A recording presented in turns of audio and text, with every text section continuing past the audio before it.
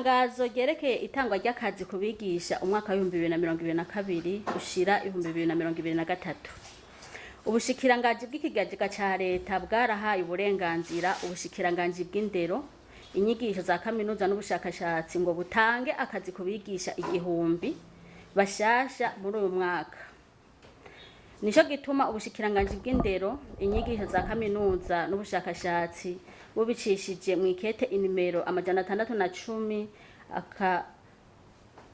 agakwego kabe agakwego 2022 ryo kuwa 17 myandagaro 2020 bwasavye umushikiranganji w'abakozi ngo bushire ku kivi umugwi ujeje gushira abakozi ku kazi.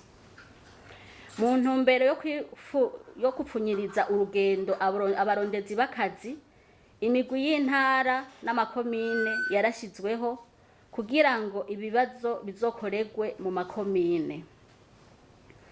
Umugwi w'amakomine ujeje gukurikirana itangwa ry'akazi utegekanijwe ukugukurikira: umuyobozi w'indero muri komine ariwe arongoye umugwi, uwuserukira musitanteri wa komine akaba icegera ciwe, umuhanuzi ajejwe abakozi mu buyobozi bw'indero muri komine akaba umwanditsi, uwuserukira amasendika y'abigisha, uwuserukira ubushikiranganji bw'agateka kazi na muntu.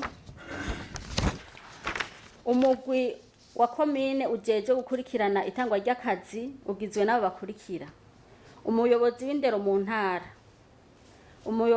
umuserukira buramatari akaba icegera c'uwo arongoye uwo mugwi, uwuserukira ubushikiranganji bw'abakozi n'akazi, umuhanuzi mu buyobozi bw'indero ajejwe abakozi, umuyobozi ajejwe isuzuma ry'ibikorwa mu buyobozi bw'indero mu ntara, uwuserukira amasendika y'abigisha mu ntara, uwuserukira ubushikiranganji bw'agateka kazi na muntu. Hanyuma itangwa ry'akazi gisunze intambuko zikurikira tugiye kubashikiriza.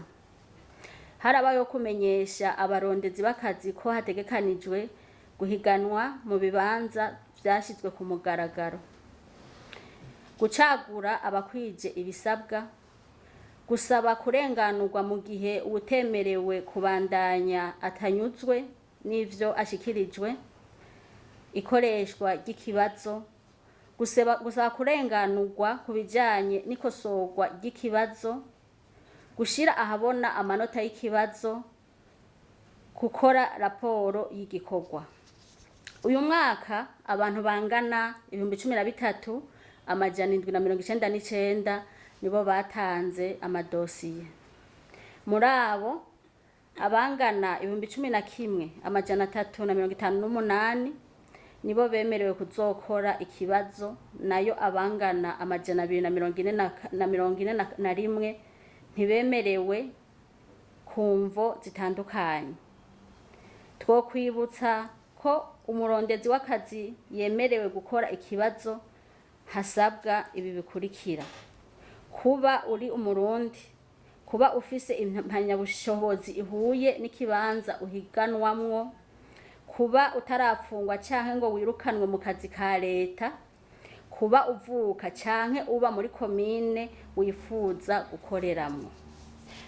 Menya neza: kuba ufise icemeza ko wakoze ivyigwa vy'umwuga wo kwigisha ku bantu basanzwe batize ibijanye no kwigisha, be no kuba warabaye umukorerabushake mw'ishure imwe muri komine urondereramwo akazi mu mwaka w'ishure w'2021 n'2022 birafise akamaro kanini. Abigisha basanzwe bari ku kazi barose urupapuro rw'umutsindo ruri hejuru y'ubwo baronkeye ko akazi, bararekuriwe guhiganwa mu kibanza kijanye niyo mpamyabushobozi shasha. Ibibazo bizoshimikirako nibi: ubuhinga bwo kwigisha, ubumenyi bw'ivyo wize, ubumenyi mu bisata bitandukanye. Ikibazo kizokorwa ku w'Imana igerekezo rya 18 Nyakanga 2022 mu makomine yose agize igihugu c'u Burundi. Harashizweho kandi itegeko shikiranganje inimero 570 agakwego 1999 agakwego kabe agakwego 2022 ryerekana ivyafatiweko mu kurobanura abakora ikibazo n'abazoroswa akazi. Ikibazo kizoba kiri ku manota 100. Idosiye ikwije ivyangombwa izo ifise amanota 10. Ikibazo nyezina kizokorerwa ku manota 90. Umugwi ujejwe gutanga akazi ka leta